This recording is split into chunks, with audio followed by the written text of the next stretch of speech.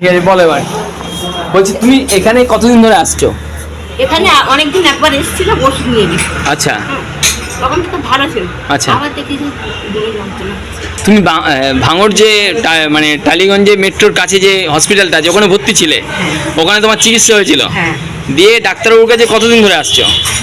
ডাক্তারবাবু বহুত দিন একবার এসেছিল। হ্যাঁ, তখন ওষুধ দেওয়াতে ভালো হয়ে গেছিলে। হ্যাঁ।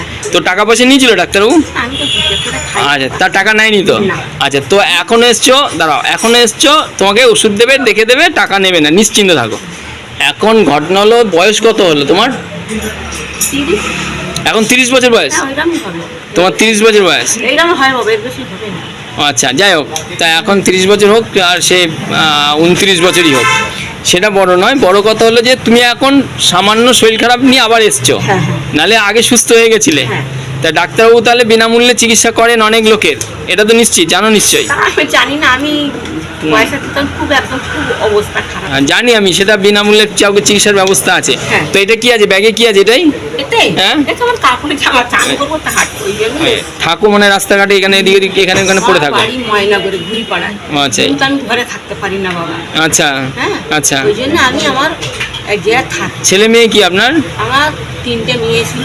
তারা বিয়ে থা করে দাঁড়িয়ে গেছে না যার যার? আমি কথাটা বলতে দিন বাবা। হুম। আমার 3টে মেয়ের মধ্যে একটা মেয়ে হুম, নিয়ে চোরে নিয়ে চলে গেছে। চড়ে নিয়ে চলে গেছে একটা মেয়েকে। আচ্ছা, আর দুটো মেয়ে? আচ্ছা, আবার আর দুটো মেয়ে আছে। যেহেতু ওটা একটা চড়ে নিয়ে গেছে, তার জন্য আমি একটু বাটপাড়ি মতন বেশি কথা বলে ফেলি, ঠিক আছে? তো যাই হোক, তো এখন একটা মেয়ে চড়ে নিয়ে গেছে আর দুটো মেয়ে আছে, এগুলো দেখার দরকার নেই। সাথে নিয়ে আসিনি, সাথে যাবেও না। আপনি এখন খাচ্ছেন কি, থাকেন কোথায়? ওই দোকানে কিনে মুড়ি টুড়ি কিনে খাই। আচ্ছা, লোকে যা দেয় তাই দিয়ে চলি। হ্যাঁ, হ্যাঁ, হ্যাঁ। বা একটু বসুন, আমি ডাক্তারবাবুকে বলে দিচ্ছি, এক্ষুনি ডাক্তারবাবু দেখে দেবে, ওষুধও দিয়ে দেবে, ঠিক আছে? এই ডাক্তার, দু হাত তুলে আশীর্বাদ করবে ডাক্তারকে। ডাক্তারবাবু আমি আগে কাটতাম। হ্যাঁ। ওই যে হরিণুটে হ্যাঁ। দিয়েছিল। আচ্ছা, এখন আমার রক্ত দিয়েছে বাবা, পয়সা। ঠিক আছে, সেটা চিন্তা নেই। পয়সা করে কোনোদিন নিতেও না, এখনো নেয় না, বাস। আগে নিত। কে নিত? ডাক্তারবাবু নিত? ডাক্তারবাবু কি করে নিত? আবার ঢপ দিলে কি করে আমাকে? আসতাম তো, আবার খারাপ হলে আসতাম। তখন এটা- ভালো অবস্থা ছিল, এরকম ছিলাম। তুমি বললে একবার এসছিলে ডাক্তারবাবু, তোমাদের মধ্যে লোক থেকে তো পয়সা নেয় না, না, তাহলে নেয় না শোনা। তাহলে আবার তুমি বললে পয়সা দিয়ে দেখিয়েছি আবার আগে, এগুলো বলবে না, ঠিক আছে? এগুলো বলবে না। গায়ে এগুলো কি হচ্ছে বাবা? হলো অ্যালার্জির আছে, এগুলো দেখে দেবে ডাক্তারবাবু, হ্যাঁ, এগুলো ঠিক আছে? একটু দেখে দিয়ে দেবে। হ্যাঁ, দেখে দেবে, নিশ্চয়ই থাকুন। ঠিক আছে, ঠিক আছে, ঠিক আছে। ঘরবাড়ি আছে, তুমি যাও। সব ঘর বাড়ি আছে, কিন্তু আমি ঘরে থাকি না। আবার যদি কেউ বলা হয় যে কেউ থাকার ব্যবস্থা দেবে, সেখানেও তুমি থাকবে না।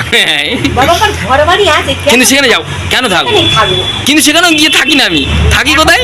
এখানে ওখানে পড়ে থাকি। এই ভাদ্র মাস কেটে গেলে আমি ছিলাম, মেয়ের বাড়ি ছিলাম, আমি বাড়িতেই ছিলাম, নিয়ে যায়। ঠিক আছে, ঠিক আছে, ঠিক আছে, ঠিক আছে। আর আমি ভাদ্র মাস বলে না, হ্যাঁ, এখন তো ভাদ্র মাস চলছে নাকি? হ্যাঁ, ভাদ্র মাস চলে গেলে আমার বাড়ি আনতে। তাহলে এখন তাহলে তোমার মনে আছে যেটা ভাদ্র মাস চলছে? হ্যাঁ, তাহলে পরের মাস কি? ভাদ্র মাস পরে আসি। আসেন, পুজো কবে? পুজো সেটা আমি বলতে পারি, 10 তারিখ হয় বা 11 তারিখ হয়। বাবা, 13 তোমার বাপের বাড়ি কোথায়? এই তো ওই ভেতরে ভেতরে বাপের বাড়ি, আর শ্বশুর বাড়ি? মালা কাটাতে বাড়ি, ওই শ্বশুর বাড়ি ঘুরি পাড়ায়। তাহলে তুমি এখন বাপের বাড়ি তো নেই, শ্বশুর বাড়ি তো নেই, মাঝে মাঝে আছো। আমার মেয়ে।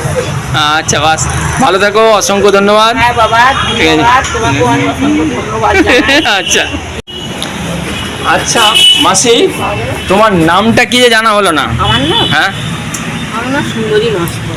সুন্দরী নস্কর। আচ্ছা, এখন কথা হলো যে তোমাকে যদি থাকার ব্যবস্থা দেওয়া হয়, তুমি তো রাস্তাঘাটে এখানে ওখানে থাকো, এখানে ওখানে খেয়ে যাবে, তাহলে থাকতে দিলে বিনামূল্যে টাকা দিতে হবে না, খাওয়া দিতে পয়সা দিতে হবে না, তুমি এরকম থাকার জায়গা পেলে থাকবে? আমার ঘরবাড়ি আছে তো, ও, তোমার- থাকি না। আচ্ছা, এই তো ঘুরি পাড়ায়। সেটা তো আমি জানতে চাইছি না। আমি জানতে চাইছি যে যদি তোমাকে থাকার জায়গা দেওয়া হয়, খাওয়া দেওয়া হয়, তাহলে কি সেরকম জায়গায় থাকবে, খাবে দাবে? আমার ঘর আছে। ও আচ্ছা, ওখানে ওখানে কিন্তু যাও না, কিন্তু রাস্তাঘাটে থাকো? রাস্তাঘাটে মানে তোমাদের কোথায় থাকো? আমার মেয়ের বাড়িতে, ছোট মেয়ের বাড়ি থাকে। কোথায় মেয়ের বাড়ি কোথায়? ওই আসুদে কালীতলা ঘরে। আচ্ছা, যাও তো মেয়ের বাড়িতে? হ্যাঁ, হ্যাঁ, মেয়ের বাড়িতে সকালে আইছি। তাহলে আজকে গিয়ে যাবো, তোমার সঙ্গে যাবো, চলো, দিয়ে আসবো, তোমাকে দিয়ে আসবো তোমার? আমি এমনি চলে যাবো। ও আচ্ছা, মানে আমি যেতে হবে না যেতে হবে। তোমাদের নিয়ে? না, তোমাদের এই বিদ্যুবিদ্যাদের, ধরো আজকে ডাক্তারবাবু তুমি নিয়ে এসছো, তোমাকে তোমার মতন যারা আসে তাদেরকে উনি বিনামূল্যে চিকিৎসা দেয়।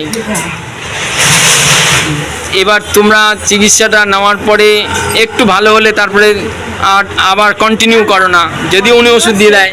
শেষ হলে হ্যাঁ, শেষ একটু না- ভালো হলেই বাস, আবার না, যেমন আমি খেতে। একদম, আমি তো বললাম তো হুম। ভাঙড়ে ছিলাম। হ্যাঁ, হ্যাঁ, এখানে ট্যাক্স আসলে তোমাদেরকে পাল্টানো গেল না, সমাজে তোমরা আছো, তোমাদের নিয়ে সবাই সবাই তোমাদের নিয়ে চিন্তিত, সমাজ ব্যবস্থা চিন্তিত, কিন্তু তোমাদের পাল্টানো যায় না। তোমাদেরকে যদি ব্যবস্থা করে দেওয়া হয়, যে থাকা খাওয়ার ব্যবস্থা দেওয়া হয়, তাহলে কিন্তু তোমরা লাইনে আসবে না, এটা নিয়ে দুঃখ আমাদের। বাবা আমি তো আয়ার কাজ করতাম, আচ্ছা, কাজ করতাম সঞ্জিত বাবু যেতে পারি। হ্যাঁ, এই ডাকঘর কাজ, ডাকঘর ওনার ইয়ে। আচ্ছা আচ্ছা আচ্ছা, আচ্ছা উনি কাজ দিয়েছিল বল দিয়েছিল, সেখান থেকে আমার শরীরটা খারাপ হয়ে গেছে। যাই হোক, এখন তাহলে তুমি যেটা আমাকে প্রথমে বলেছো যে এখন শরীরে কোনো সমস্যা নেই তোমার, না এই যে এইগুলো কি হয়েছে, অ্যালার্জি মতন হয়েছে, চুলকাচ্ছে, তাই তো? হ্যাঁ, আর এই পাটা ঠিক আছে। কাটাটা এরকম ঠিক আছে, আমি ডাক্তারবাবুকে বলছি, দেখে দিক। ঠিক আছে, বসুন।